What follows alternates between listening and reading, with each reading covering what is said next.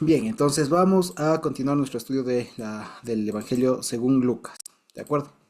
Y nos habíamos quedado a un poquito de terminar el capítulo 5, ¿cierto? Y nos habíamos quedado justamente en este conjunto, digamos, en esta serie de episodios que presentaban al Señor Jesús, digamos, teniendo su postura, por así decirlo mejor, teniendo su postura frente al concepto de pecado, primero con un hombre que se reconoce pecador, es Pedro, después con alguien que tenía la evidencia del pecado, el hombre leproso, ¿no es cierto? Y después de esta persona que estaba paralizada, seguramente de alguna manera digamos, a propósito de que estaría, digamos, con pecado, el hombre que estaba paralizado y demás. Y después que va a cenar después de que llama a Leví, que seguramente sería el apóstol Mateo, ¿no es cierto? Y que también es catalogado como una casa de pecadores, ¿no? Y le catalogan los fariseos especialmente como que estaría comiendo en una casa de pecadores, comiendo y viviendo con pecadores. Entonces, todos estos pasajes, digamos, presentan al Señor Jesús, digamos, tomando postura respecto al concepto de pecado, digamos, ¿no? Y siempre digamos, lo que resalta es evidentemente el poder, la autoridad que tiene el Señor Jesús frente al pecado, que en cada uno de los diferentes escenarios en donde se toma este tema, digamos, de manera secundaria, lo que vamos viendo es el poder y la autoridad del Señor Jesús referente a ese pecado, que no es obstáculo, por así decirlo, para que el Señor Jesús pueda llamarlos como apóstoles o sanarlos y perdonarlos, cabe decirlo. ¿De acuerdo? Entonces, la semana anterior bueno, anterior, habíamos visto este pasaje de esta cena en la casa de Leví, el famoso cobrador de tributos, más, digamos, más usualmente identificado con Mateo. Y pues habíamos visto que ya comienzan el tema y se va solapando, digamos, van tratando varios temas al tiempo, digamos, de aquí comienza a introducir una de tres disyuntivas, si se quiere, debates, controversias que va a tener con sus más famosos opositores, es decir, con los fariseos y algunos escribas, ¿no es cierto? Entonces, en el pasaje anterior que leíamos era que luego de llamarle a Leví, ¿no es cierto? El Señor Jesús de llamarle como su discípulo Leví, le dice, vas a una cena en tu casa, ¿no? Y cenan en su casa y mientras están cenando, algunos fariseos se asombran y le dicen, están comiendo hombres pecadores. Y el Señor les da la famosa respuesta de los que están sanos no tienen necesidad de médicos, sino los enfermos. No he venido a llamar justos, sino a pecadores al arrepentimiento. Y ya hablamos de eso. Entonces es un primer, por así decirlo, encontrón, ¿no es cierto? Digamos una disputa, un debate, si ustedes quieren, un poco doctrinal, un poco teológico que tiene con los eh, fariseos y seguramente escribas. ¿De acuerdo? Luego, en esta misma tónica de disyuntiva, de que se encuentra con sus opositores doctrinarios, ¿no es cierto? El Señor Jesús ahora se va a enfrentar en otro escenario. ¿Ya? En otro escenario, o digamos, en un mismo escenario, el primero que estaría adyacente, digamos que tendría que ver justamente con este tema de la comida y de la bebida, ¿ya? Y después otra que tiene que ver con dos cuestiones respecto al día de Shabbat, como un día como hoy. Perfecto. Entonces, dice el versículo 33, y este es un pasaje que de pronto igual nosotros ya nos lo sabemos, ¿ya? Pero les quiero invitar a leer, digamos, esto como que si fuera la primera vez que lo leemos, ¿ya? Si bien, como hemos dicho en varias ocasiones, gracias a Dios, no es la primera vez que lo leemos, pero vale la pena tratar de verlo, o no solamente, o más que como la primera vez, veámoslo con una mirada como realmente como alguien que ya sabe la historia. ¿Ya? Como realmente los que ya sabemos, pero no desde el punto de, eso ya lo sé y lo paso de largo, sino más bien como personas que sabiendo la historia, viene alguien y nos cuenta de nuevo. En el sentido de que si yo ya sé algo, por ejemplo, ¿no? Y alguien me quiere venir y me cuenta o me quiere enseñar de nuevo algo que yo ya sé, pues lo voy a hacer, digamos, no de una manera somera, más bien al contrario, de una manera muy rigurosa, como para evaluar todo lo que yo ya sé. Y si es que el otro que me está contando, o sea, más bien lo que me está contando el otro, el nuevo, pues tiene relación con lo que yo aprendí. ¿De acuerdo? En ese sentido y con esa perspectiva les pediría que leamos este pasaje porque, como les digo, es de aquellos que son muy, muy abordados, especialmente, y digamos que se han abordado durante años y mayormente desde el lado cristiano, ¿cierto? Se ha estudiado mucho, hay variedad y cantidad, enorme de mensajes, de prédicas al respecto de este pasaje, así que, digamos, estadísticamente hablando, poco complicado que no lo sepamos. ¿De acuerdo? Entonces, bueno, pero vamos a ver cómo nos lo cuenta Lucas. En nuestro caso, acordémonos que ya lo estudiamos en su momento en Marcos y ya lo estudiamos en su momento en Mateo. De tal manera que, digamos, algo nos debe recordar de aquello que hayamos visto. ¿De acuerdo? Entonces, con esa base, digamos, de lo que ya leímos, de lo que ya sabemos, o de lo que hemos aprendido, pues vamos a aproximarnos ahora a este y a los otros pasajes. ¿De acuerdo? Entonces, dice, entonces ellos le dijeron, dato curioso aquí no se sabe quiénes son ellos, es decir, los que le increpan al Señor Jesús. ¿De acuerdo? Dice, ellos le dijeron, no se sabe quiénes son, pero siguiendo el contexto que viene diciendo Lucas, pues entendería que son los mismos fariseos y escribas que le increparon anteriormente respecto de por qué come con pecadores y publicanos. ¿De acuerdo? Entonces entendería que son ellos mismos. Sin embargo, si quiero ser muy literal, muy textual, no dice quiénes. ¿Ya? Son unos, como suelen decir algunos estudiosos, son algunos cuestionadores anónimos. ¿Ya? Pero se entendería que son los mismos. ¿De acuerdo? Dice, entonces ellos le dijeron, ¿por qué los discípulos de Juan ayunan muchas veces y hacen súplicas o oraciones, y asimismo los de los fariseos, pero los tuyos comen y beben? ¿Ya? Primero, sobre quienes le increpan, en este caso parecería que puede ser que no sean los fariseos, por cómo está formulada la pregunta, que dice, ¿por qué los discípulos de Juan y de los fariseos ayunan? Entonces parecería que no son los fariseos los que están preguntando, sino serían otras personas.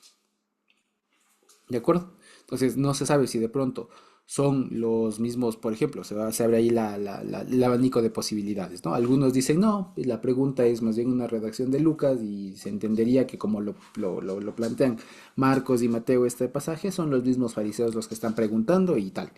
Pero también puede ser que sea una pregunta muy genuina, no una, digamos, no una pregunta acusativa, ¿ya? Pues la otra cosa, que pueda venir de algunos que estaban ahí comiendo en la mesa con el Señor Jesús, publicanos y demás.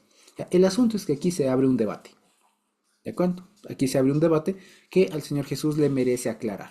Y la pregunta es, ¿por qué los discípulos de Juan, qué diríamos, por qué los discípulos, hablando formalmente de tu maestro, con quien tú te bautizaste, de quien tú tomaste la batuta, ¿cierto? ¿Por qué los discípulos de él ayunan muchas veces y hacen súplicas, y incluso los de los fariseos, pero los tuyos comen y beben? ¿Ya? Entonces o sea, se le pregunta, si no se le acusa, digamos, de alguna contradicción con alguna práctica de la época. En este caso es respecto al ayuno, ¿no es cierto? Porque ayunan y hacen súplicas. Es decir, se le estaba acusando al Señor Jesús de que su doctrina, de que su forma de enseñar y de su forma de enseñar a los discípulos a vivir, digamos, a vivir la práctica cristiana, la práctica bíblica, si se quiere, no tomaba en cuenta algo que era muy conocido en la época, tanto por los fariseos como por alguien un poco más cercano al Señor Jesús, que era Juan. Es decir, el tema de tener una vida un poco más austera, ¿ya? Y el tema de tener un poco una vida un poco más, entre comillas, de espiritual, ¿no? Un poco más desapegada, digamos, de los placeres de la vida, ¿de acuerdo? Porque a la larga el ayuno, ya aquí, por ejemplo, no se sabe a qué ayuno se están haciendo referencia, ¿ya? ¿Por qué? Porque especialmente no hay registros de que en la época haya habido algún tipo de ayuno, por ejemplo, que haya hecho Juan, ¿ya? O que haya enseñado Juan. De aquí se deduce que Juan enseñaba a sus discípulos ciertas oraciones y cierto tipo de ayuno, pero sobre qué en específico y tal, no se sabe. Si es que hay una vez al mes, una vez a la semana, cada 15 días, en ciertas fechas, no se sabe, ¿ya? Dado que aquí incluso Lucas dice que ayudan muchas veces. Entonces, eso, por ejemplo, da a notar que el estilo de vida de Juan, que enseñaba incluso a sus discípulos, era uno un poco más austero, es decir, un poco más reflexivo y alguno que invitaba un poco más al desapego, digamos, del yo. ¿Por qué? Porque el ayuno, en sentido muy amplio, muy genérico, lo que hace es privar de un placer, privar al cuerpo de algo que, digamos, por un lado placer y por otro lado, privar al cuerpo de su autosustento, ¿ya? Porque sin comida, pues el cuerpo nomás no vive, ¿ya? Especialmente si es que esa práctica se sostiene. en el tiempo. Entonces, si es que uno ayuna por mucho tiempo, evidentemente no subsiste. Pero a eso va, digamos. Entonces, la increpación o la duda que le plantean al Señor Jesús es por qué tus discípulos no tienen una vida más austera. Están comiendo y bebiendo. O dicho de otra manera, no tienen una vida, o al menos no tienen una presentación, no presentan una vida, un estilo de vida un poco más, como suele decir, ascético, es decir, no tan dependiente de una comilona. ¿Me explico? De lo que es comer y beber, o sea, de tener alegría a la final. Por qué se presentan? Y le cuestionarían al Señor Jesús, ¿no? ¿Por qué tus discípulos se presentan alegres? Los otros parecen ser un poco más austeros en sus emociones, si se quiere. ¿Ya? Eran un poco más parcos. ¿Ya? Incluso los de Juan el Bautista. ¿Ya? Y si somos así, fíjense ustedes, si vamos a eso, es una preguntísima. Es una muy buena pregunta. Y es más, bueno, de los fariseos la respuesta fácil hubiera sido yo no soy fariseo. Pero le complican cuando le dicen, oye, Juan el Bautista, Juan y los discípulos. Y Juan el Bautista fue el que te bautizó. Así que ¿por qué tú te apartas de aquel que te bautizó? O vives o haces algo que incluso el que te bautizó, de quien se supone que tú tomaste la batuta, lo hace porque tú no. ¿Ya? Que ya les digo, además tiene que ver con una apariencia al menos de una vida piadosa, ¿no? De una vida piadosa, de alguien que se abstiene de comer de manera periódica para dar la idea incluso de sujeción, de espiritualidad, etcétera. ¿Me explico? Está ayunando, está triste por algo, se está privando de su yo, ¿no? Dar otra idea. ¿Me explico? O sea, no tenían eso. En cambio, los discípulos comían y bebían. O sea, no había lío. ¿Ya? Tenían comilonas, tenían festines, tenían cenas, bebían, es decir, estaban alegres, tenían una vida diferente a lo que para ese momento era, digamos, el estereotipo, digamos, o el tipo de escuela religiosa, si se quiere, un poco más austera, más sobria, si se quiere, mucho más formal y tal, ¿ya? Me explico. Entonces era una preguntaza, era una pregunta muy buena pregunta, ¿ya? O sea, pregunta o sea increpación, lo que sea, era muy buena. El asunto es que aquí viene y el Señor Jesús les responde con otra pregunta, típico de un maestro. Un buen maestro, entre paréntesis, ¿no? Un buen maestro, ¿ya? ¿Cómo se identifica un buen maestro? No porque da certezas, necesariamente, sino porque genera más preguntas. ¿Ya? Nosotros en nuestra sociedad pensamos que el buen maestro es aquel que se las sabe todas. ¿No? Entonces, que es buen maestrísimo porque es que, como sabe, responde todo lo que se le pregunta, responde. En cambio, en otro ámbito de los maestros y demás, por ejemplo, incluso hasta ahora, no es buen maestro tanto el que propone soluciones, sino el que propone problemas, o sea, preguntas. Y es más, es un buen maestro alguien que responde una pregunta con otra pregunta. Y un debate entre preguntas es una cosa bien interesante de ver. ¿Ya? Y aquí, por ejemplo, el Señor Jesús da cuenta de eso y se le presenta además al Señor Jesús como un maestrazo. Además, como alguien que, como ya veíamos adelante, enseña con autoridad y con poder. Entonces, no es cualquier persona cuando Él responde. ¿Ya? Entonces dice, y Jesús les dice en el 34, ¿no? ¿Pueden acaso pueden acaso hacer que aquí yo he cometido un error de tipeo? Ya. ¿Pueden acaso hacer que los hijos de la Jupá ayunen entre tanto que el desposado está con ellos? Esa es la respuesta que les da. Y dice complementa, dice, mas vendrán días cuando el desposado les será quitado, entonces en aquellos días ayunarán. Hasta ahí es la primera parte de la respuesta. Después les da unas dos parábolas y un proverbio, como se suele decir. Pero fíjense, la pregunta que les dice es, ¿pueden acaso, y aquí fíjense ustedes que le responde a partir de una parábola o de una comparación, de una metáfora? ¿De acuerdo? ¿Cuál es la metáfora? Y aquí la metáfora es la metáfora de una boda de la época, ¿ya?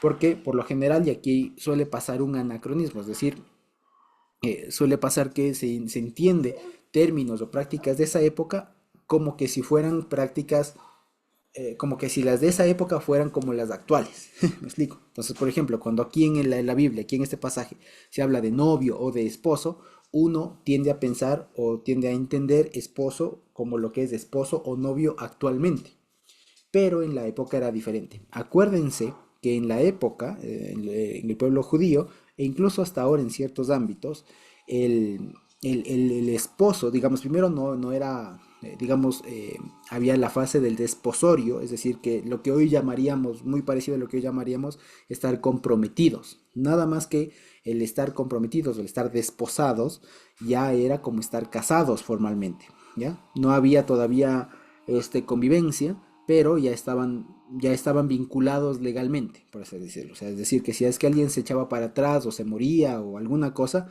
esa persona casi estaba como ya divorciado, ¿ya? No necesariamente divorciado, pero una suerte de divorciado, ¿ya? Entonces, eso primero. Entonces, aquí está hablando de una parte de la boda del bodorio, como decía alguna vez alguien, ¿no? De la boda, ¿no?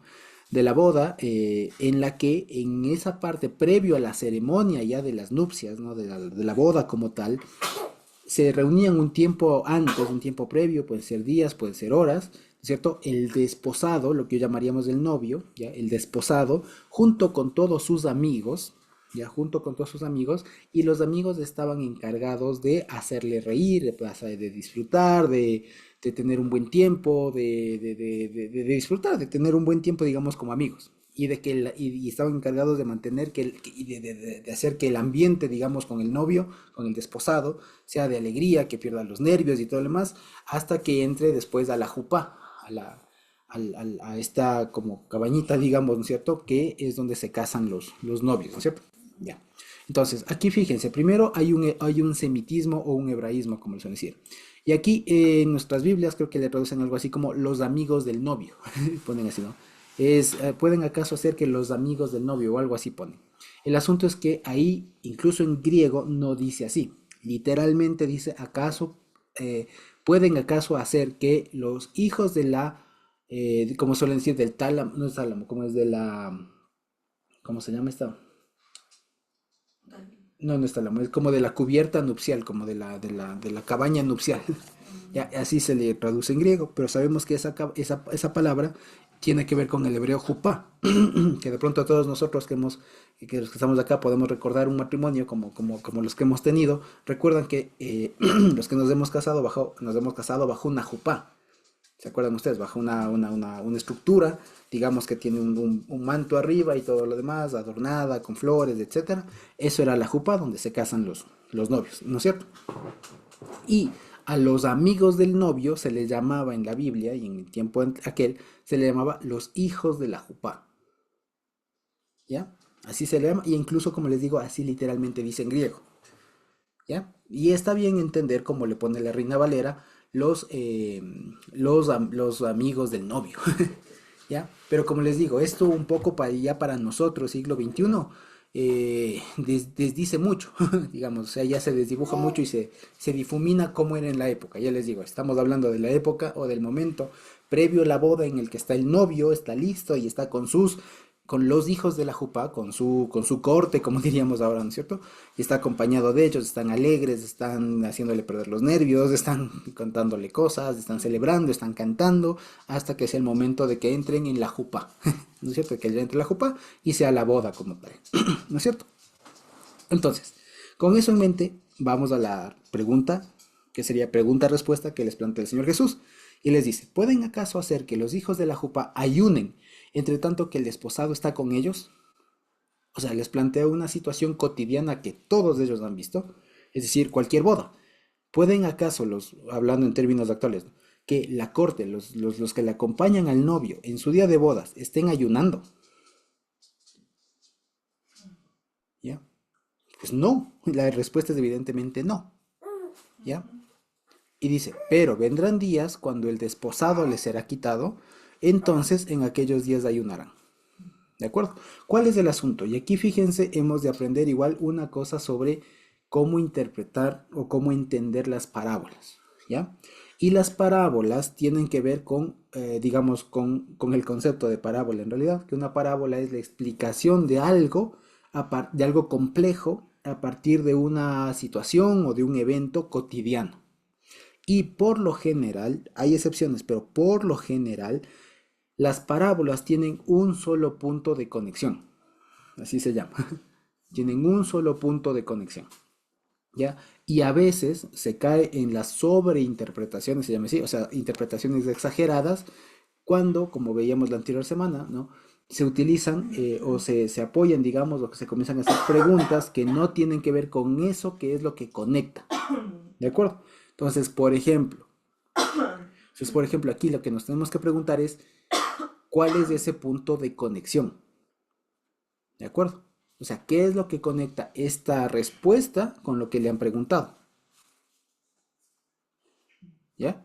¿Qué es lo que conecta? ¿Qué es lo que tienen en común? ¿De acuerdo? ¿Por qué? Porque si, por ejemplo, yo comienzo a hacer aquí alguna cosa así de la nada, voy a terminar en cualquier otro lado. ¿Ya? Voy a terminar en cualquier otro lado. Y lo que podemos ver aquí de manera muy sencilla es en dónde está el punto de conexión. En el hecho de ayunar, en el acto, en la práctica del ayuno y en las condiciones propicias para ayunar. Y el Señor Jesús pone el ejemplo de una boda en donde es ilógico, es contraproducente que la gente ayune, porque las condiciones no son las propicias para ayunar.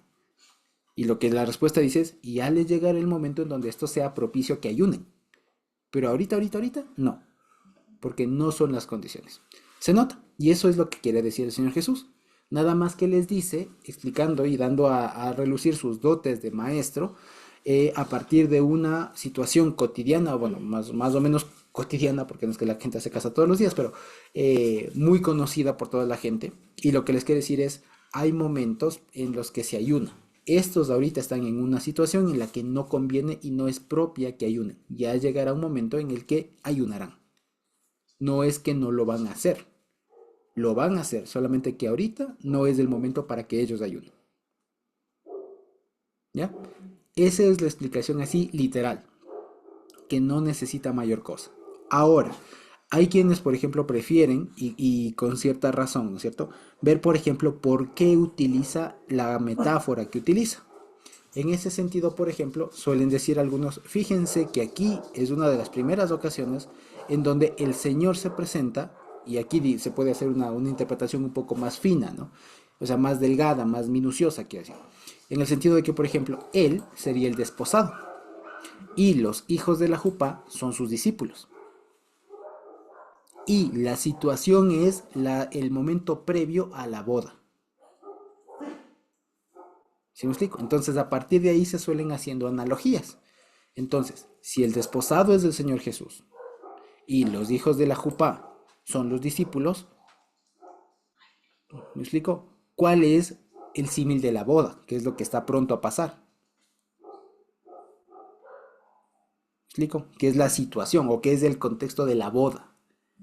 ¿Sí me explico? Una vez más le repito la comparación. Si el Señor es el desposado, el novio, y los hijos de la Jupá, los amigos del novio, como traducen, son los discípulos, ¿ya? Y esto está en un contexto de boda. La pregunta es, ¿cuál es el contexto? ¿Cuál es la analogía de, digamos, cuál es la comparación, el correlativo con esa circunstancia, las bodas? Porque eso no está dicho. Explico. Entonces muchos suelen decir que es justamente con su estancia, con su revelación aquí, con su ministerio activo, su predicación y todo lo demás, que eso da la idea de un acto preparatorio, si se quiere, para algo más grande, que en el caso del Señor Jesús sería su muerte, su resurrección, ¿ya? Que es cuando habla de aquí, le será quitado, que literalmente no quiere decir como tal le será quitado, porque esto da una idea como de que se va a ir, de que porque la palabra quitar tiene como, en este sentido, tiene como que hoy está y me lo quitan, o sea, como que alguien me lo roba, ¿no? Y simplemente la palabra más bien es, le será o se les apartará. La idea es eso, como que él va a apartarse, no tanto como que les van a quitar, como que alguien le quita, sino como que él se aparta. Más o menos esa es la idea, ¿ya? Entonces, lo que se suele entender aquí es, pero fíjense, estoy ya hilando un poco más fino, ¿ya? Y sin salirme del mismo tema. El asunto es que, y fíjense que por eso les digo, se puede hacer esto porque no rompe con el punto de conexión entre la pregunta y la respuesta. Entonces, diríamos, el Señor Jesús es el novio que está en su contexto de bodas, que en este contexto sería su predicación, su revelación a la sociedad, digamos, a su ministerio y todo lo demás, junto con sus amigos, y en ese contexto no cabía que ayunen. Pero cuando el Señor Jesús ya no esté con ellos, ahí sí que van a ayunar. ¿Me explico? Si lo vemos. Esto fíjense. Pero mal yo haría, por ejemplo, a partir de ahí sacar alguna otra cosa que ahorita mismo no se me viene a la mente. ¿Ya? No sé, por ejemplo, tomar alguna palabra ahí como que de la jupá y comenzar a ver la jupá y no sé qué. Pues por ahí no va. Me explico. Siempre hay que guardar mucho, como les decía, la coherencia, especialmente entre, y digamos, lo importante está en determinar este punto de conexión, en dónde conectan, qué es lo que quiere demostrar el Señor Jesús con esa parábola.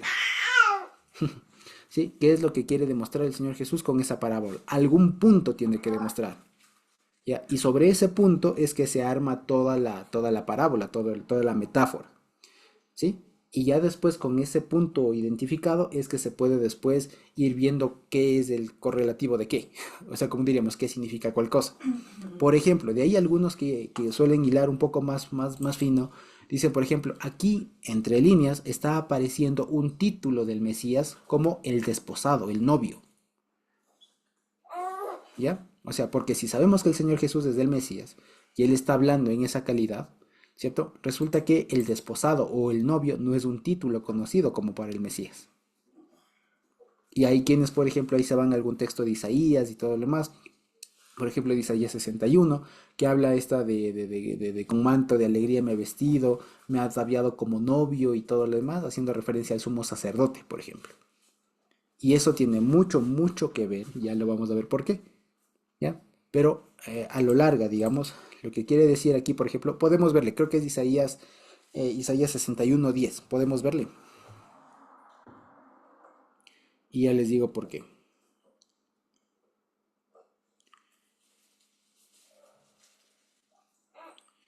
Isaías 61:10, si de pronto le tienen por ahí. Creo que es el 10.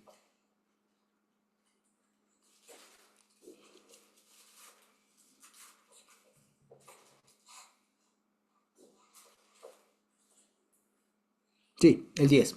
Ya le encontré. ¿Qué dice? Fíjense. Esto está diciendo, ¿no? Dice, en gran manera me gozaré en el Señor, mi ser se alegrará en mi Dios, porque me vistió con vestiduras de salvación, me rodeó con manto de justicia, como novio me vistió, y como novia adornada con sus joyas. Y aquí siempre la interpretación de este capítulo ha sido que esto está haciendo referencia a la vestidura del sumo sacerdote. Y cuando aquí se está haciendo referencia, digamos, está haciendo, digamos, si es que aquí se está haciendo referencia al desposado, o sea, el título, el desposado, el novio, lo que tú dices ellas, el novio, y eso se lo vincula con Isaías, es decir, que aquí fíjense, es como que se hace una comparativa, porque si aquí leemos de Isaías, por ejemplo, dice, me rodeó con manto de justicia, y eso, por ejemplo, el manto, el meil que habla ahí es una prenda sacerdotal. ¿Ya? Entonces dice, me vistió con manto de justicia. De hecho, cuando se habla de la parashá de las vestiduras, se suele leer esta porción, si no me equivoco. ¿Ya? De la Haftarah. En todo caso, si es que aquí dice, por ejemplo, en Isaías, que el manto de justicia me vistió y esto se sabe que es una prenda sacerdotal y después habla como novio, entonces de alguna manera se está vinculando el término del novio con el sumo sacerdote. De tal manera que si tenemos eso en mente, ¿ya? Y después leemos acá el desposado, ¿me explico? Entonces es como decir, esto tiene que ver, digamos, ya uniendo todos los cabos, diríamos, el Señor Jesús más que como novio viene como sumo sacerdote. Y entre tanto que el sumo sacerdote prepara su actividad sacerdotal, que básicamente es perdonar los pecados o ungir para que se propicie el perdón de los pecados, estas personas todavía no pueden ayunar. Pero cuando ya no haya el sumo sacerdote, entiéndase, entonces ayunarán. Lo interesante después de todo, fíjense, es que a partir de la palabra el desposado, el novio, es que se puede vincular con un texto de Isaías, que hace referencia al novio con el sumo sacerdote. Y ya les digo que esto es muy interesante por un tema, ¿ya? Por un tema que viene más adelante justamente a partir de la disputa a partir del día de Shabbat. En todo caso, si no nos fuéramos tan profundo, digamos que, como les digo, es hilar mucho, mucho más fino, ¿ya? Y nos quedáramos en una parte un poco más superficial, se entiende completamente, ¿no es cierto? Se entiende muy fácil. Hay un momento en el que ayunarán. Entonces Jesús no se opone al ayuno, incluso de los fariseos, solamente que sus discípulos aún no están en condiciones, o no es el momento, la circunstancia, para que ellos ayunen. ¿De acuerdo? En ese mismo tema, digamos, en ese mismo, hablando de lo mismo, sigue el relato, ¿no? Y dice el 36, les dijo también una parábola, ¿ya? Que en realidad son tres, son tres parábolas. Y dice, la primera, nadie corta un pedazo de vestido nuevo y lo pone en un vestido viejo, pues si lo hace, no solamente rompe el nuevo, sino que el remiendo sacado de él no armoniza con el viejo.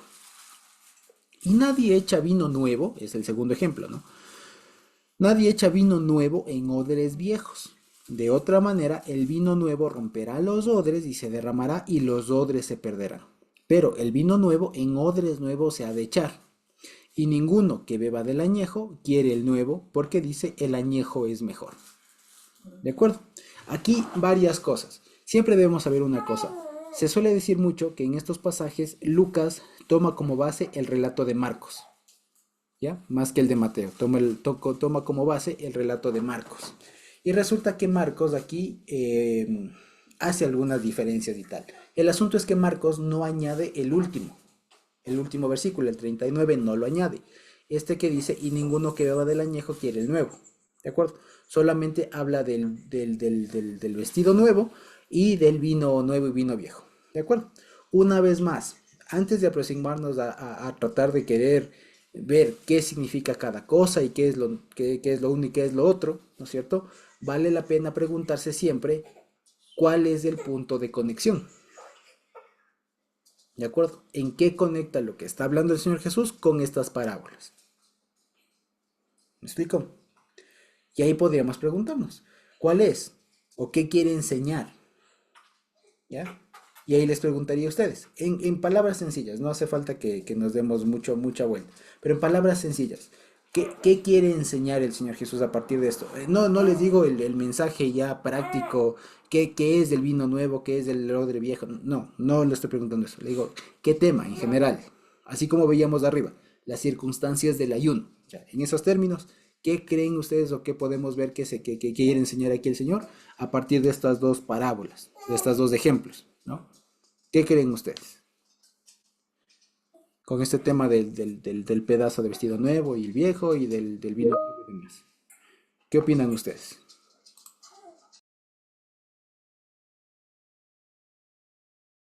¿Alguien se anima?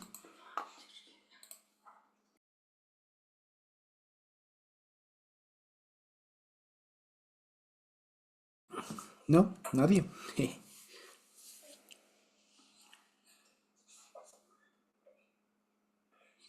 ¿Seguros nadie?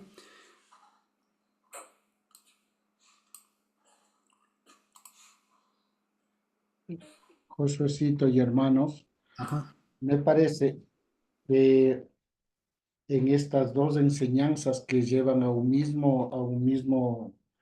misma razón, el Señor lo que está tratando es de ser coherente en lo que enseña, enseñar la coherencia. En un caso, ¿cómo puede, si alguien está de boda, ayunar? Nadie le va a decir, sí, debe ayunar. Sabe que ese acto es para comer, para disfrutar con los amigos y todo. Acá abajo, cuando habla respecto de el remiendo viejo y nuevo y los odres, igualmente les está haciendo pensar en el sentido de que a nadie se le ocurriría en un vestido viejo que se ha roto sacar un pedazo de un vestido nuevo y ponerle allí, porque porque, claro, cualquiera que oye se reiría y diré, pues que es lógico. Sí, pero lo lógico que a veces no es bien entendido por los demás. Entonces el Señor le está haciendo pensar de algo lógico para que puedan aplicarlo también a su enseñanza. Es que nadie rompería un pantalón que está nuevo para sacar un pedazo y remendar en un pantalón viejo. Ahora quizá pienso yo que los jóvenes y así los hermanos que son más jóvenes, no tendrán clara la idea respecto de lo que es este remiendo, Antes sí. porque ahora ya no se remiendan los pantalones. Yo por lo menos no he visto a niños ni jóvenes andando con pantalones remendados. Pero antes, cuando nosotros éramos niños, hace muchísimos años atrás, sí conocí los pantalones remendados. Eso significa que había un pantalón que lo que más se acababa eran las rodillas y las nalgas. Entonces no había dinero para que los padres compren un pantalón nuevo y lo que hacían es remendar, es decir, de otra tela o de otro pantalón que esté más viejo, sacaban un pedazo que sea más o menos parecido y le cosían. Y ni siquiera máquina, porque no había, sino a mano. Y le trataban de poner en todas las rodillas, en las dos nalgas, y eso era el remiendo. Entonces, quizá algunos que no han conocido eso, dicen, pero ¿cómo remiendo? El remiendo es tapar un hueco que por el uso se había hecho. Entonces es lógico que si tengo un pantalón plomo, trataré de buscar un pedazo de tela que, aunque no sea exactamente igual, pero que sea parecida. Y le hace pensar que en el reino de Dios es lógico también. Dios no es ilógico, aunque en caso aparece como así, pero Dios es lógico. A un pantalón viejo ponle una tela, que no sea de un pantalón que va a sacrificarle para ponerle, para remendar el otro. Asimismo, dice, asimismo sea coherente. Tampoco ahora yo no sé si tuvieron la oportunidad, hermanos, de conocer estos odres que tuve la oportunidad de conocer en el campo a estos envases de cuero en donde se ponía el licor, la chicha, para que inclusive se fermente. Entonces, a estos recipientes podríamos decir que era como una especie de bolsa de cuero que tenía un pico, que tenía una tapa allí. A estos acá en el Ecuador no se les llamaba mucho como odres, sino en el campo les llamaban las perras, les decían así. Entonces, cuando alguien decía una perra, ya sabe que era un recipiente en donde se fermenta también el vino, un licor, alguna cosa. ¿A quién se le ocurriría poner un vino nuevo, un licor nuevo, digamos, que va a fermentar y el fermento hace que el odre se expanda? A nadie se le ocurriría poner un licor en expansión sobre o dentro de un odre viejo, porque en lo que se expande le va a romper. Y al romperse se pierde el odre y se pierde el vino. Estos razonamientos que aparentemente son tan lógicos, le hacía el Señor para hacerles pensar a sus discípulos y a todos los que estaban allí, en el sentido de que la palabra de Dios también es lógica, tiene coherencia, el mensaje de Dios es coherente. Entonces, con todo esto, lo que el Señor quería enseñarles es que todo tiene su razón de ser. En su tiempo habrá que ayunar. Habrá tiempos en donde no es necesario ayunar. Y también en cuanto al pantalón, digamos así, si se rompe, póngale un remiendo que sea parecido y no sacrifique otro de mayor valor para rescatarle al viejo. Tampoco ponga en riesgo el vino que está en fermento dentro de un odre que ya es viejo, que ya se estiró todo, ya no tiene dónde más dar para que luego se rompa y se pierda todo. Entonces también el Señor está tratando de hacer pensar y razonar sobre también el cuidado de los elementos, para que no se pierda, para que no haya pérdida, sino por lo menos se mantenga o si no haya ganancia también. El reino de los cielos es así. Exactamente. En una palabra, digamos, y lo que ha dicho mi papá es cierto, Y es así, lo que quiere, pero quisiera que le afinemos un poco. Está muy bien, pero creo que falta un poquito de afinación por lo siguiente, ¿ya? Como bien lo dijo, el énfasis y lo que conecta es la coherencia, digamos, entre las cosas que se deben unir. Dicho de otra manera, lo viejo va con lo viejo, lo nuevo va con lo nuevo.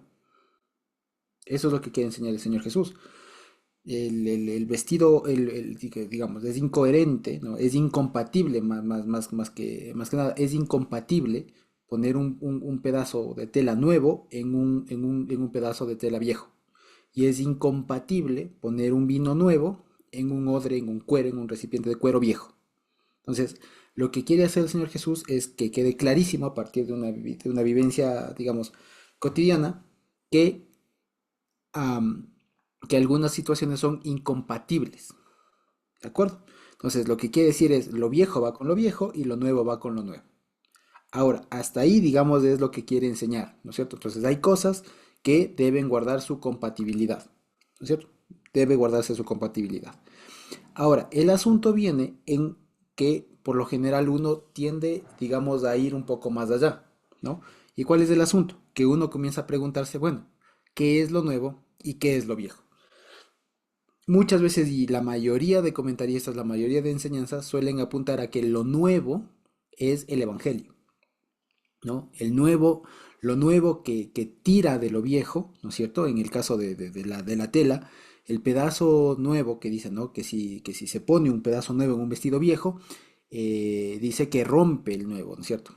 ¿No es cierto? Y desarmoniza con el viejo. Entonces, lo que normalmente es, y lo mismo con el vino nuevo, rompe el odre viejo. Entonces, como dando a entender que en realidad lo que hay que preferir, digamos, es lo nuevo, ¿no? Y si es que lo nuevo es lo que hay que preferir, entonces lo nuevo sería el Evangelio, la enseñanza del Señor, etcétera. De ahí se suele extraer una enseñanza aplicada a la época en el sentido de que la enseñanza del Señor Jesús, la doctrina del Señor Jesús, no estaba hecha, ¿no es cierto?, para las personas que tengan la enseñanza, la instrucción, digamos, la costumbre de antigua, la vieja, ¿no es cierto?, de los fariseos, etcétera. De tal manera que la enseñanza del Señor Jesús es incompatible con la enseñanza de los fariseos o de los demás. Y que si es que alguien quiere intentar parchar, por así decirlo, ¿no? la doctrina de los fariseos, la vieja, con la doctrina nueva del Señor Jesús, lo nuevo, ¿no es cierto? Dañarían los dos, ¿no es cierto? Porque no son compatibles, ¿de acuerdo? Eso es la enseñanza que normalmente se suele hacer. El asunto es que si lo veo así, en Marcos tiene sentido, pero en Lucas no, por una razón, por la conclusión que hace al final el Señor Jesús, que dice, ninguno que beba del añejo quiere el nuevo, porque dice, el añejo es mejor, el viejo. Entonces fíjense ustedes que según este versículo, al final, el Señor Jesús no está resaltando lo nuevo, está resaltando lo viejo. Y no es, y si lo vemos con ojos muy objetivos, el Señor Jesús no está desdeñando lo viejo, no está diciendo deseche lo viejo y prefiera lo nuevo. Lo único que el Señor Jesús está diciendo es lo viejo no es compatible con lo nuevo. Eso es lo único que quiere decir.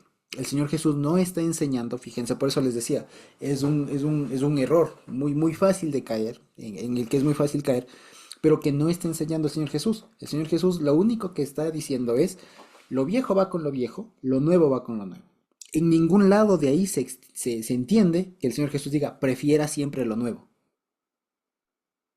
Si lo vemos, ¿ya? Por eso es que las enseñanzas, digamos, que están muy bien, ¿no es cierto? Que digamos, como veíamos hace unos 15 días, no, están muy bien todo aquello que decían que es incompatible, ¿no es cierto?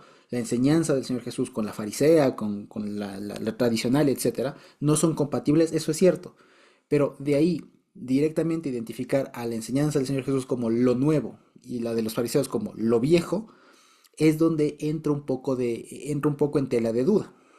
¿Me explico? Porque el Señor Jesús no está despreciando lo viejo y prefiriendo lo nuevo. No es esa la enseñanza. ¿Sí me explico? Es más, si lo vemos a partir del versículo 39, parecería que más bien el Señor Jesús tiene alguna inclinación hacia lo viejo. Por eso dice, ninguno que beba del viejo quiere el nuevo, porque dice, el viejo es mejor. ¿Me explico? Y así eso. A partir de ahí me surgió una idea y me parece que en realidad, digamos, lo que está diciendo el Señor Jesús es, mi enseñanza es la vieja. No porque sea mala, no porque sea desgastada ni nada, no, sino porque es la original. Y más bien la que para ellos, la farisea o lo que sea, eh, esa es en realidad, entre comillas, lo nuevo, que rompe y que desarticula lo viejo, que no armoniza con lo viejo. El problema, si ustedes ven, es lo nuevo, ¿ya? Porque ¿cuál es el asunto? Que el parche que se está poniendo sea de la misma calidad que la tela sobre la que se va a parchar. ¿Me explico? Y lo nuevo es lo que desgasta, lo que tira de lo viejo, lo que echa a perder lo viejo. No porque lo viejo sea malo, sino más bien que el nuevo es lo que genera el daño. El odre viejo aguanta, el vino viejo. ¿Cuál no aguanta el nuevo? ¿Me explico? De tal manera que parece que es al revés, ¿ya? Que en realidad, y, no, y ya les digo, viejo no en el sentido de como que nosotros tenemos hoy, es mi carro el viejo, ¿no? ¿Cuál prefiere el nuevo? No, en el sentido del viejo el antiguo, el original. Y más bien el nuevo es el que si yo intento parchar, digamos, o incorporar lo nuevo a lo antiguo, es cuando se daña todo. ¿Me explico? Entonces, cualquiera que haya probado el añejo, el viejo, el vino viejo, la doctrina, si ustedes quieren, vieja, va a decir, no, la original es la mejor. El nuevo no. ¿Sí me explico? Entonces, fíjense cómo esto parte, pero esta conclusión que les digo que parece ser al revés, ¿no? Que no es que lo nuevo es del Señor Jesús porque vino a inaugurar. No, el Señor Jesús no vino a inaugurar. El Señor Jesús vino a retomar lo que se perdió. Y en ese sentido vendría siendo lo viejo, entre comillas, no por obsoleto, sino porque es lo que estaba desde siempre, lo que siempre ha estado. Y más bien lo nuevo, entre comillas, que no es por nuevo mejor, ¿no? Sino que lo nuevo es aquello que si se pone, se extrae algo de lo nuevo y se pone en lo viejo, se daña todo, se dañan las dos cosas, no son compatibles. Y eso, si lo vemos históricamente, la enseñanza del Señor Jesús es la vieja. Una vez más, no por obsoleta, sino porque es la que siempre hubo, que es la que se echa a perder cuando se pone con lo nuevo. En el caso del Señor Jesús, la doctrina de los fariseos, etcétera, etcétera, etcétera. Si lo vemos, de ahí que el 39 diga, ninguno que bebe el añejo quiere el nuevo, porque dice, el añejo es mejor. Si lo vemos, queda un poco más claro. Ahora, vale la pena decirlo, esta no es la única interpretación, es la que, digamos, me hizo mucho más sentido por el momento a mí, pero hay muchos otros que prefieren verlo como se aferran, por así decirlo, a que lo nuevo sería en el lado en el que se ubica la enseñanza del Señor Jesús, y lo viejo es los fariseos y demás. Y para ellos se les crea una pequeña contradicción por el versículo 39. Y lo solucionan, ¿no? La forma de solucionar lo que han encontrado es diciendo que el versículo 39 sería como una frase irónica de aquellos que han bebido de lo viejo. Es decir, aquellos que viven, que han bebido, que han vivido, han vivido y han bebido en lo viejo, no tienen capacidad de apreciar lo nuevo. Y que eso sería como una frase retórica nada más como para decir, claro, ratifica la incompatibilidad de lo viejo con lo nuevo. Eso es como lo justifican. Pero si vamos así realmente, en realidad y en la práctica, y no hace falta hilar mucho, en realidad un vino nuevo nunca va a ser más preciado que un vino viejo. ¿Ya? Entonces, en ese sentido, parece ser, como les decía, que el Señor Jesús está diciendo que lo viejo es lo valioso y lo nuevo es aquello que lo estropea todo. ¿Ya? Eso básicamente. Entonces, fíjense cómo es que está hablando aquí el Señor Jesús. En pocas palabras, y para no hacernos tanto lío, lo que estaría él diciendo es, aquí hay una situación en la que, digamos, estamos en una situación muy, muy particular en la que los discípulos deben comportarse de cierta manera por las situaciones, por las circunstancias. Y están viviendo en ese momento los discípulos una circunstancia que les permite, y más bien el comportamiento que ellos tienen, es coherente, es compatible con las circunstancias que ellos están viviendo, que no son las mismas circunstancias que las que tenían los fariseos o incluso los mismos discípulos de Juan. Por eso es que en su momento, cuando estaban con el Señor Jesús, no ayunaban, comían, bebían, tenían un estilo de vida, digamos, un poco más alegre, ya más alegre, más feliz, más gozoso, ¿no es cierto? Como si estuvieran de bodas, digamos así. Pero, y que eso era coherente con la enseñanza de antiguo, digamos que era la que el Señor Jesús estaba volviendo a poner en pie, digamos, ¿no? A reenseñar y demás. Pero ya llegaría el momento en donde ellos tengan que ayunar. ¿Me explico? Cuando ellos también tengan que demostrar o adquirir, o digamos, no adquirir, diríamos, se me fue el verbo, incorporar, ¿no es cierto?, a su vida un estilo de vida más austero, ¿ya? Más inclinado hacia lo ascético, lo más austero, lo más, digamos, limitado, un poco más, digamos, no con tanto comilona y festejos y cosas por el estilo. Ya llegará el día en donde ellos tengan que vivir de una manera un poco más austera, ¿sí? Más limitada, si se quiere, ¿sí? Eso, pero fíjense ustedes que a la vez, digamos, que si nos ponemos a pensar, como varias veces les he dicho, estos son cosas que de alguna otra manera ya se sabía. Lo que más me interesaba a mí, lo que me ha interesado siempre, es que podamos ver cómo es que nos podemos aproximar a estos textos, de tal manera que la siguiente vez que podamos leer este u los siguientes versículos que vengan, pues ya no estemos desarmados y no partamos del no sé o del ya sé o del ya sé, digamos, un poco, digamos, presumido, ¿no? En el sentido de que presume que ya sabe, ¿no? Entonces, no, más bien que estos minutos que hemos compartido puedan servir como para tener herramientas que nos permitan aproximarnos de mejor manera a los pasajes que vienen y en general a cualquier pasaje de la Biblia.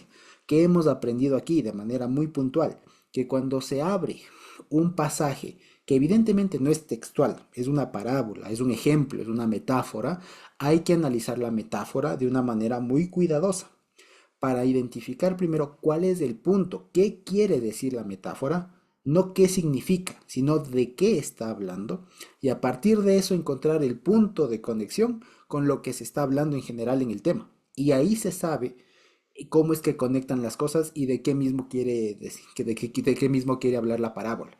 Si no se sabe eso, cualquier cosa se puede decir, ¿ya? Y que por lo general la gran mayoría de parábolas tiene un punto de conexión. ¿De acuerdo?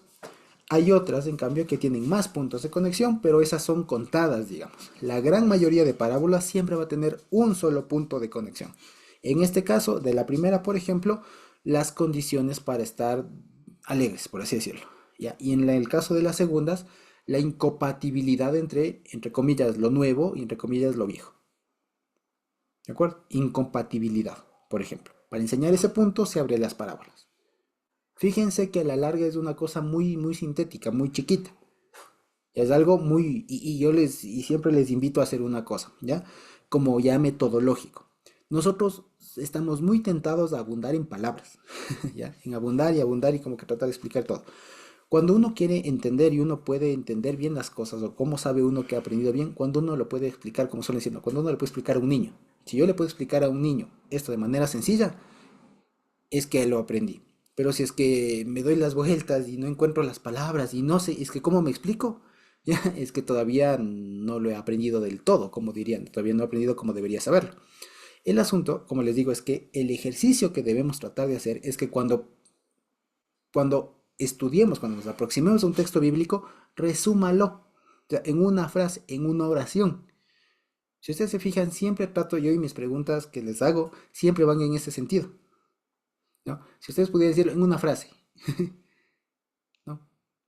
No porque no me gusta escucharles a todos, sino porque lo que intento es que vayamos sintetizando las cosas, que de todo el montón de cosas que hemos acumulado en años y años de lectura y de horas y horas de haber escuchado sobre lo mismo posiblemente, podamos ser capaces de sintetizar, de resumir las cosas, de trabajar, digamos, con algo mucho más conciso, algo mucho en realidad más manejable.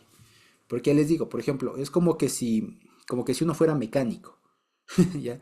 Como que si uno fuera mecánico y me traen un carro con alguna avería, ¿ya? Y es como que si yo quisiera tratar la avería, algo suena en el motor y yo quisiera, no sé, verle el carro, pero así en su completitud, ¿no? Y tal, y verle primero las puertas y el no sé qué y tal, cuando a veces es un tema chiquito de un perno, ¿me explico? Entonces el asunto es, a veces toca desarmar el motor, pero ya cuando encontramos el punto ver, ha sido un perno, ha sido un paquete, algún empaque, digamos, ha sido un empaque, ha sido una pieza. Y en torno a eso se va analizando, ya después podemos armar todo el carro. Pero el asunto es ver eso. O, si quieren un ejemplo médico, es como que si yo fuera médico y viene un enfermo, y alguien que tenga un mal, no les digo 20 enfermedades, alguien que tenga una enfermedad muy puntual, ¿ya? O un órgano afectado. Entonces, si viene así, yo no voy a decirle, a ver, ya después de haberle evaluado todo, ¿no es cierto? No voy a decir, a ver, pero por si acaso, comencemos desde la cabeza. Ya por si acaso abramos el cerebro. Digo, ya no es el cerebro, cerremos, vamos ahora a la garganta. No es la garganta, vamos, bajemos los hombros. No, no han sido los hombros. No, sino que ya cuando tenemos el asunto, veamos, es el apéndice. Y voy y abro el apéndice. ¿Me explico? ¿Ya? Habrá casos en donde ha abierto, digamos, pero el apéndice también está afectando el colon. Ya, pero esos son otros casos. Pero vayamos así como cirujano. Ese es el éxito, digamos. En alguna parte ya tratar con palabras, con conceptos mucho más construidos, mucho más definidos. Como por ejemplo que algunos ya tenemos. ¿No? Como por ejemplo, si yo les hablo de Mashiach o de Shabbat. Ya, son conceptos que ya hemos trabajado y ya podemos hablar de una sola cosa. Y no comenzamos a decir, Shabbat, el día que el Señor santificó en Génesis y que después fue considerado en Éxodo también, y no tengo que hacer todo el discurso del Shabbat. Basta con decir Shabbat. ¿Me explico? A ese nivel, digamos, es donde es al que se debe uno procurar llegar, digamos, cuando uno lee una parábola. Ya les digo, esto al inicio entiendo que puede ser un poco complicado, pero la idea es que practiquemos, que se practique mucho, ¿ya? Que se practique bastante. Y ya les digo, el éxito está en tratar de ver lo más delimitado posible el asunto de lo que se está tratando. Siempre preguntémonos de qué está hablando. ¿Está hablando de una boda? No. ¿Está hablando de comidas? Más o menos. ¿Está hablando de ropa? No. O sea, tomó un ejemplo de ropa, pero no está hablando de la ropa. Ya, yo mal diría de aquí, entonces todos los discípulos tienen que preferir siempre vestirse con ropa vieja. No, explico. Ya, o todos tienen que preferir el vino viejo, siempre. No, explico. ¿De qué está hablando? ¿De qué vino es mejor? ¿Nos está dando una clase de catación de vinos? No, está hablando de otra cosa. ¿Me explico? Entonces, siempre preguntémonos de qué está hablando. Ya, y una vez que hemos visto de qué está hablando, que es algo más abstracto, entonces podemos ver qué puede significar aquello que está hablando. Si yo digo, en esto está hablando de lo nuevo y de lo viejo y de que son incompatibles, de que hay que guardar coherencia entre lo nuevo con lo nuevo y lo viejo con lo viejo. Ya después de eso, y una vez que he visto eso así clarísimo, fíjense, una frase, entonces puedo tratar de aproximarme a ver qué es lo viejo y qué es lo nuevo. Y por qué es lo nuevo tal cosa y por qué lo viejo es tal cosa. ¿Me explico?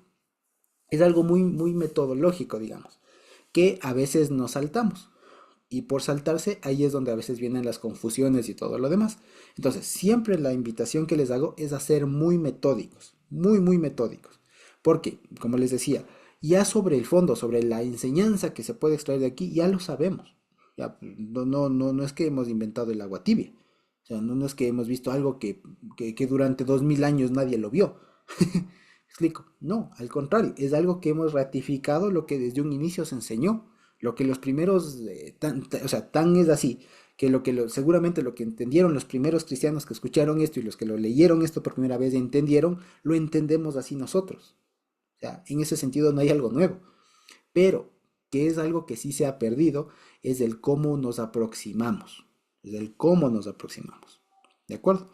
Esto nada más con el afán de que cada uno de nosotros tenga herramientas, ¿ya? Para poder aproximarse a los versículos y que no tengamos del miedo, digamos, o a veces del límite, la limitante de que cuando leamos nosotros la Biblia para beneficio personal, para compartir a alguien, tengamos el tema de, ay, es que no sé, ¿me explico? ¿Ya? O no, mejor, bueno, no sé, alguien que me ayude, sino que ahora, aprovechando este espacio que tenemos de confianza y demás, podamos tomarnos el tiempo como ahora de ver algunas herramientas, ¿ya? Porque como les digo, para mí sería bastante sencillo decirles lo que yo entendí, ¿ya? Lo que se puede entender de acá, lo que han dicho muchos estudiosos a lo largo del tiempo y todo lo demás. Para mí sería fácil hacerle una exposición, ¿ya? Pero la idea no es esa. La idea es que más bien se haga poco a poco estos espacios se vayan tornando una especie de taller en la que todos nosotros podamos venir leyendo y traigamos preguntas y traigamos cuestiones, digamos, respecto de lo que hemos leído. ¿Me explico? Esa es la intención principal. Entonces, fíjense, una vez más, siempre les digo, ¿no? Y perdón que sea muy insistente en esto. Es bueno, antes de ver el qué dijo, ver cómo lo dijo. ¿De acuerdo? En este caso, porque si no, de aquí enseguida nosotros, ya les digo, y estoy bastante seguro que nuestra intuición, nuestra mente está muy enseñada, ¿no es cierto? Muy acostumbrada a tratar enseguida de buscar qué significa y qué es esto y por qué el otro y por qué es lo nuevo, qué es lo nuevo, qué es lo viejo, qué es el desposado, qué es el otro. Me explico, así como ya enseguida a ver qué significa, que eso es un paso posterior. Lo primero que hay que hacer es ver el punto de conexión, en el caso de las parábolas, ver qué está diciendo, qué es lo que quiere enseñar. Y sobre eso, ya cuando se tiene listo eso, y bien clarito eso, ahí sí me puedo aventurar, como diciendo, me puedo lanzar a ver qué significa cada una de las cosas. Pero si no tengo claro esto de qué está hablando, voy a irme por cualquier lado. Ya les digo, cualquiera de nosotros podría decir, si es que no tenemos en cuenta estos pasos de esta metodología, cualquiera de nosotros diría, ah, bueno, fíjense, entonces el Señor Jesús está enseñando a que prefiramos del vino viejo. Entonces, hermanos, de aquí en adelante, siempre que busquemos un vino, consigue el más viejo posible porque es el mejor. Aquí en Lucas, en Lucas 5:39 lo dice, es bíblico, hermano. ¿Me explico? Eso sería muy absurdo. ¿Ya? Evidentemente cualquiera que me diga no está hablando de eso. ¿Ya? Pero esa conclusión, digamos, de que me puedan corregir así, digamos, es porque o supone que hemos hecho todo el paso previo, todo el proceso, que de pronto a veces nuestras intuiciones, nuestra mente, a veces nos juega una mala pasada y lo que hacemos es saltarnos directamente a la conclusión, ¿no? Cuando lo que corresponde es ir paso por paso. No hay ningún apuro, ¿ya? Este es un texto que se ha estudiado durante 2000 años y si el Señor no viene, será estudiado por 2000 años más. ¿Me explico? Dios quiera que sea menos, pero lo que quiero decir es que cuando sea nuestro turno de estudiar estos pasajes, hagámoslo de una manera coherente, madura, como corresponde a cristianos, ¿ya? Y, no, y digamos, y tomemos con mucha sobriedad, con mucha madurez, el aproximarse a estas parábolas, ¿ya? Que no son, digamos, fáciles como que si fuera la tabla del uno que ya solo puede ser de manera mecánica, ¿ya? Y que digamos, o que para hacerlo así de manera más mecánica, un poco más rápida, eso viene solamente con la práctica y la experiencia y el estar ahí y todo lo demás. ¿Me explico? Y eso algunos de nosotros ya lo tenemos. Pero la idea es que siempre nos acordemos de que hay un método, hay partes, hay pasos que seguir. No se puede saltar a la conclusión sin haber hecho el procedimiento primero. ¿De acuerdo? Entonces, como les digo, por ejemplo, hoy, y ya para ir cerrando, ¿cierto? Hoy hemos visto, por ejemplo, a partir de esto, algo nuevo, por ejemplo, ¿ya? Porque pude ver que parece ser que más bien lo viejo es lo que hay que preferir en lugar de lo nuevo, a diferencia de lo que normalmente se enseña. ¿Me explico? Pero eso viene a partir de seguir los pasos que les he dicho. ¿De qué está hablando? ¿Qué es lo nuevo? ¿Qué es lo viejo? ¿Qué es lo que conecta? ¿Por qué sería esto? ¿Por qué sería lo otro? ¿Me explico? Y en mi caso, por ejemplo, contrastar con lo que normalmente se suele decir, ¿no? Con lo que normalmente se suele explicar y todo el más. ¿Y por qué lo que normalmente se suele explicar, por qué no sería la mejor resolución a lo que se está enseñando acá? ¿Me explico? Pero fíjense, eso como les digo, viene por la práctica, la práctica por el estar pensando, el estar, digamos así, digamos, y aproximarse de esa manera a la palabra. ¿Me explico? Entonces, siempre que querramos estudiar la palabra, aproximémonos a manera de detective, si se quiere, manera de detective, en la medida en la que el detective busca, o sea, busca la pista, aquella cosa que le permite entender todo. ¿Me explico? Aquella cosita, a veces chiquita, una huella, una, un pelito, ¿me explico? ¿No? Que a veces le permite con eso descubrir todo el caso y saber lo que pasó. A veces así hay que aproximarse a la Biblia, con la idea de un detective, no con la idea de, ya sé, no, sino con la idea de voy, veo qué es lo que me permite entender todo. Y a veces es una cosita chiquita que da luz a todo. ¿Sí? Eso básicamente. Entonces, bueno, inicialmente estaba previsto que podamos avanzar con estos dos ejemplos del Shabbat, pero seguramente si lo hacemos nos vamos un poquito más de tiempo y más bien les quisiera dejar así como tarea, ya como tarea, pero en el sentido de que alguien la siguiente semana pueda abanderarse de esto, ya, y exponerlo. ¿Te explico? Que alguien pueda, pues, de manera voluntaria, si es que de pronto ahorita nos comprometemos a alguien, no hace falta que sea algo escrito, que hagan algo que sea bastante sencillo, que pueda decirnos esto. Yo leí y me parece que de lo que están hablando es de esto, y el Señor Jesús utiliza este pasaje para explicar este punto y alguna cosa así. Ya algo chiquito, no hace falta que sea una mega enseñanza, una mega exposición ni nada. Algo chiquito y que permita más o menos ver lo que estamos viendo acá. Y si a partir de eso podemos conversar, pues ya lo veremos. Entonces, si es que alguien gusta o algunos gustan hacer eso con este pasaje, ya el que sigue, que son dos eventos, ¿no es cierto? Este evento de la recogida de las espigas de la sanidad del hombre de la mano seca en Shabbat, ¿no es cierto? Que está de Lucas capítulo 6 versículo 1 hasta el 11, ¿cierto? Que son dos eventos. Si es que alguien puede coger el primero, el de las espigas, y alguien el del hombre de la mano seca, y puede hacer una especie de análisis así como el que hemos hecho ahora, pues sería buenísimo, ¿ya? Entonces, si es que alguien gusta, hágalo y nos comenta la siguiente semana. Si no, de pronto estuvimos muy, muy ocupados o lo que fuera, no hay problema, igual lo vamos a repasar, digamos, con todos, pero si es que alguien puede hacer, sería estupendo que alguno de nosotros pueda tomar también la palabra y más o menos hacer este ejercicio, ¿ya? Este ejercicio previo de explicar, si se quiere, estructuralmente cómo está constituido. ¿Me explico? ¿Ya? Entonces, eso, por ejemplo. Y con eso verán que se puede aprovechar mucho mejor, ¿ya? Porque, digamos, es una buena forma de aproximarse a la palabra, a cualquier texto de la Biblia, desde la estructura y después vamos a lo demás. ¿Explico? O sea, es como, ya con un último ejemplo, ahora sí para terminar, es como, por ejemplo, cuando uno construye, cuando un arquitecto, un maestro mayor construye, nadie construye desde los acabados, construye desde el esqueleto, desde los cimientos, las columnas, las cadenas, construye desde la estructura. Y ya después sobre eso se va poniendo las paredes y al final los decorados. Ya nadie comienza por los decorados. Y a veces nosotros, en la Biblia, cuando nos aproximamos a la palabra, queremos comenzar desde los decorados, ¿no? Y no, toca ver desde un poco más atrás.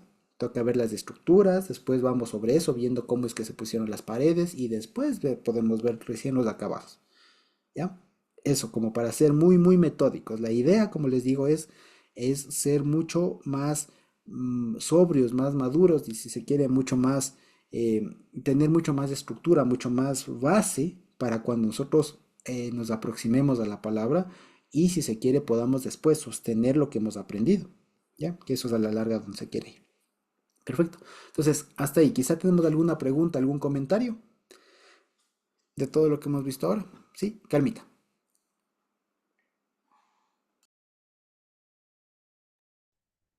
Hola hermano, Shalom.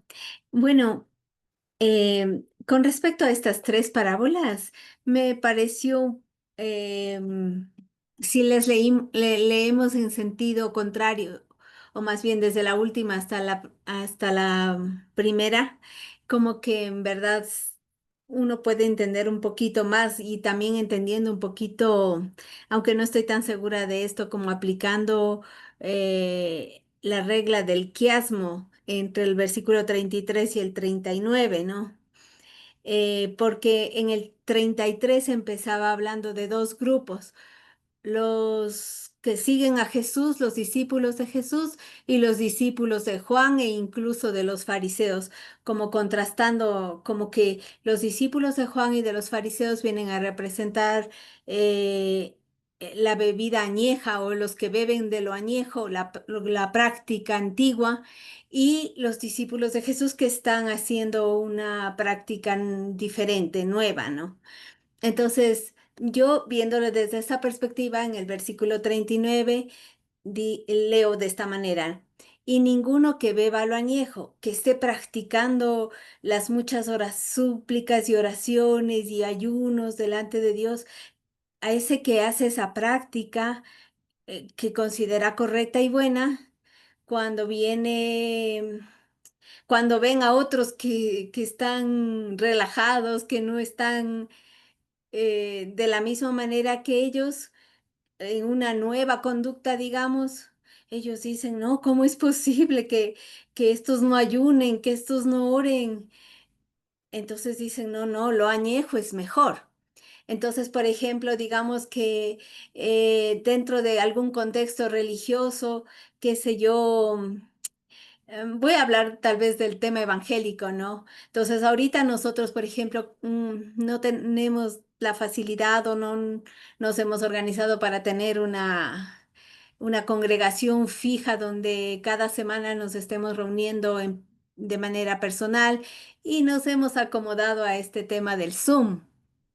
Entonces, pero cualquiera diría: el que bebió lo añejo, el que experimentó la comunión con hermanos, el estar cada 2 veces por semana o una vez por semana en el culto, juntándose y abrazándose y sentándose a escuchar lo que el pastor enseña. Entonces, el que bebió de lo añejo y ve esta cosa nueva, dirá: no, lo añejo es mejor.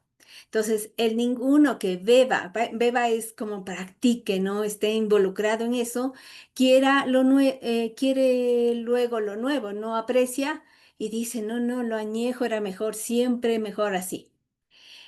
Ahora, luego Jesús va a decir en la siguiente parábola, en sentido inverso: em, el vino nuevo en odres nuevos se ha de echar, el uno y lo otro se conserva. Entonces, aquí los discípulos están viniendo a hacer los odres nuevos, y pues tanto los discípulos de Juan como de los fariseos y otros que eran practicantes religiosos, que seguramente, hasta donde ellos entendían, caminaban en el temor de Dios, lo cual no está mal. Como dice Josué, no es que lo viejo era malo, pero Jesús trae con el Evangelio una revelación superior. ¿Y qué es lo superior? Por ejemplo, estaba escrito: no matarás, pero dice: cualquiera que a su hermano lo descalifica como que no pudiera ser heredero de la vida eterna, tal vez por alguna diferencia o alguna cosa, ese ya es culpable de juicio, como si hubiera asesinado. Es un entendimiento superior. El que vive de lo añejo dice: pues yo no he tomado ninguna arma y yo no he matado a mi hermano, no he derramado sangre. Pero el mensaje de lo nuevo dice: no tienes que llegar a ese extremo.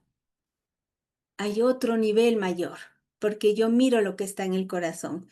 Entonces, el vino nuevo, esa enseñanza de una dimensión que no se ve tanto en cuantos ayunos y oraciones, pero en una vida renovada y diferente conforme al carácter del maestro.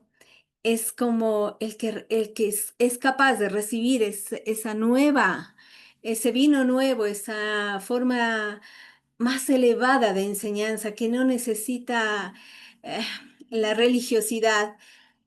Ese es un odre nuevo.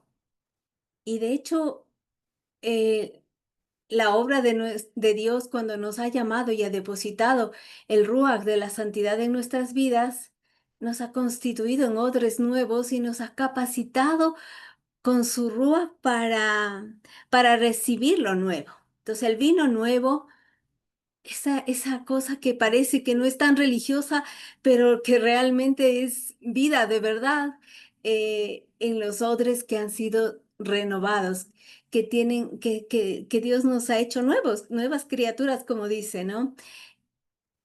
Y entonces ahí, estas nuevas criaturas, aquellos que han sido transformados porque la voz de Dios ha sido capaz de penetrar en los oídos y el corazón y renovar esos odres, no importa cualquier religión que extraían de su antigua cosa vieja. Bueno, aunque aquí está un poco ceñido al tema, que no cualquier cosa, sino que aquí pues lo añejo tenía que ver con los discípulos de Juan y los fariseos que sí tenían en cuenta la Torá, ¿no? Entonces, cuando alguien ha sido renovado es capaz de recibir esa forma de vida diferente, que es el yugo más fácil que el Señor trajo. Miren, mi yugo es fácil, ligera es mi carga. En cambio, los fariseos, saduceos ponían cargas pesadas. O sea, se basaban en la Torá, pero lo hacían pesado. Pero este vino nuevo es de yugo fácil. Y luego, así tanto lo uno como el otro, tanto como no se va a destruir ni el odre ni la enseñanza, se mantiene. Y ahora sí voy a la otra, ¿no? Cuando decía, nadie echa vino nuevo en odre viejo, eso hablábamos de la coherencia y la lógica, ¿no? Entonces, un odre viejo es alguien que no ha nacido de arriba, alguien que no ha recibido la revelación del Espíritu de Dios. Y cuando uno le va y le dice, mira, tienes que guardar Shabbat, por ejemplo, ¡ay, Dios mío! Se echa el vino nuevo, romperá el odre y se derramará. Es como dicen, no des perlas a los cerdos, porque es que estos la van a pisotear, no pueden entender. Y es lo mismo cuando dice, nadie corta un pedazo de vestido nuevo, o sea, toma la enseñanza de la revelación del Evangelio y la pone en alguien que tiene una vida religiosa, aunque diga Jesús con su boca, pero no le ha conocido con la revelación. Entonces, este que tiene su religión o tiene su forma antigua de ver las cosas sin la revelación que solo Dios puede dar por medio del Ruach de la santidad, y que es la bendición de estos postreros tiempos para nosotros, en la que nosotros hemos sido participantes. Entonces, a uno que no tiene esto, le venimos a predicar, pasa lo mismo. Se rompe, no solamente que echamos a perder, es como que otra vez hemos sembrado en terreno de piedras, o hemos dado las perlas a los cerdos. Se va a romper, se va a echar a perder lo que hemos dicho, y también porque no armoniza con la condición de lo viejo, ¿no? Entonces, a mí solo me habla de aquí de que no es que lo añejo esté malo, como dice Josué.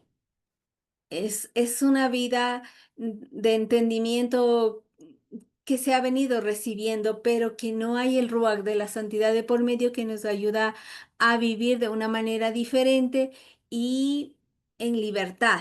Entonces, esto es más tradiciones religiosas, más cosas de esa manera, ¿no? Entonces, no es que alguna de las tradiciones esté mal, pero no vive en libertad, es como una esclavitud, ¿no?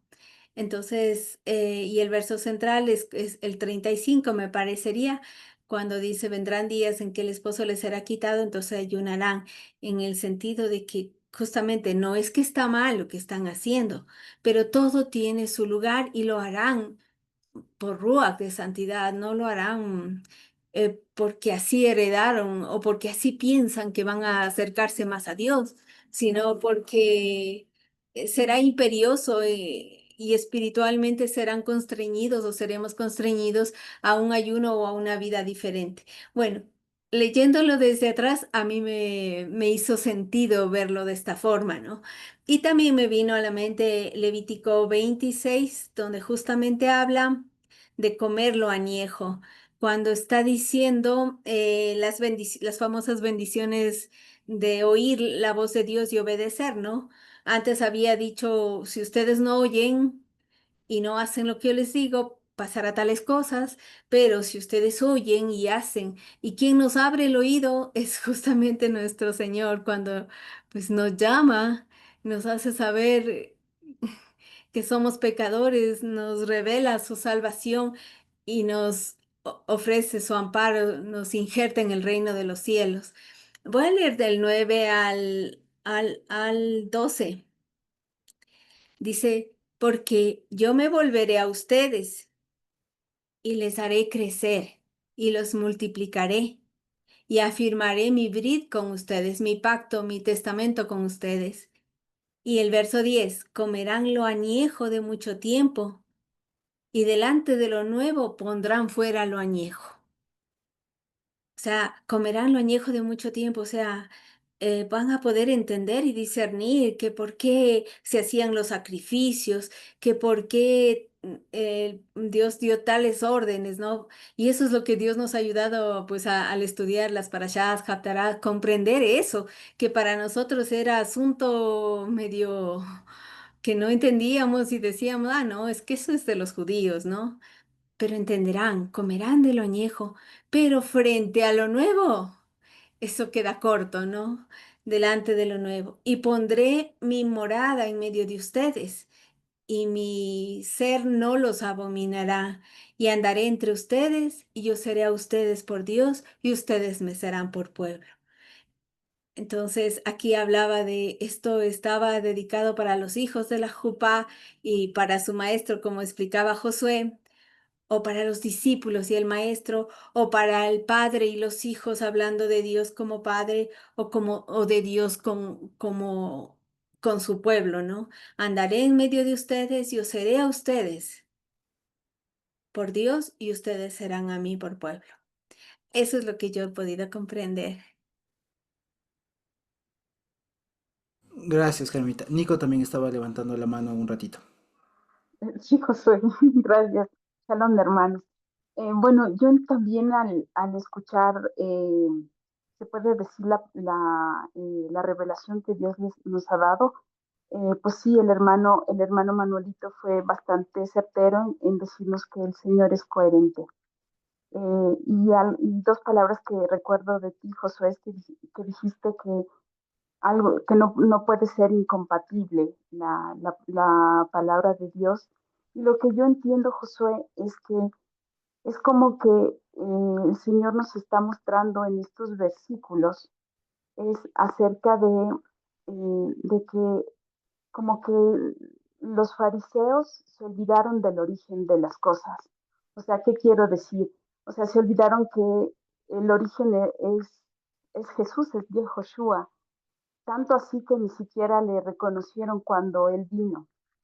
Entonces, eh, lo que también dijo Carmita acerca de que el vino a veces puede ser el añejo o el nuevo, o sea, el Señor ha sido el mismo de siempre, Él es nuestro vino, Él dijo que era la vid misma, pero como también explicó, o sea, es su Ruach el que nos ha permitido entender que Él no ha cambiado, sino que hemos sido nosotros, o sea, los que nos hemos apartado, ¿no? Los que nos hemos olvidado del por qué fueron dadas todas las cosas. Entonces, y acerca de la incompatibilidad, es decir, o sea, no podemos hablar de la ley sin Yehoshua y de Yehoshua sin la ley. O sea, es en sí, Él es el mismo, Él es el vino, Él es la vid certera, la vid que nos da en nosotros el fruto.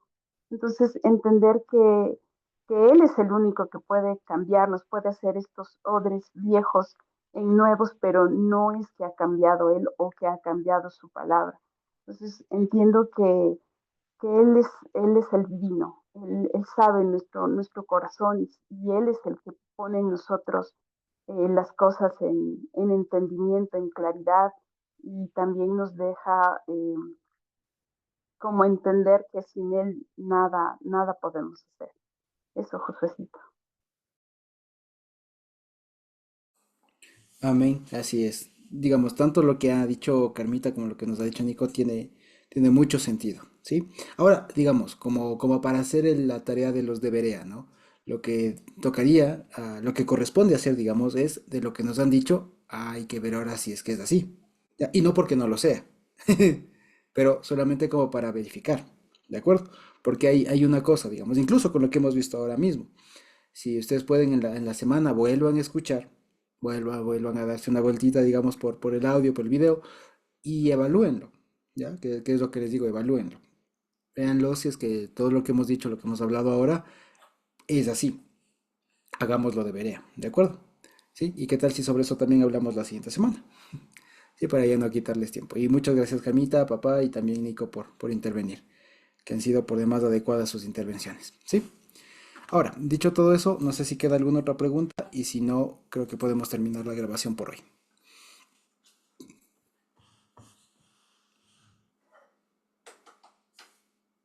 ¿Sí? Ok, entonces creo que podemos terminar por hoy.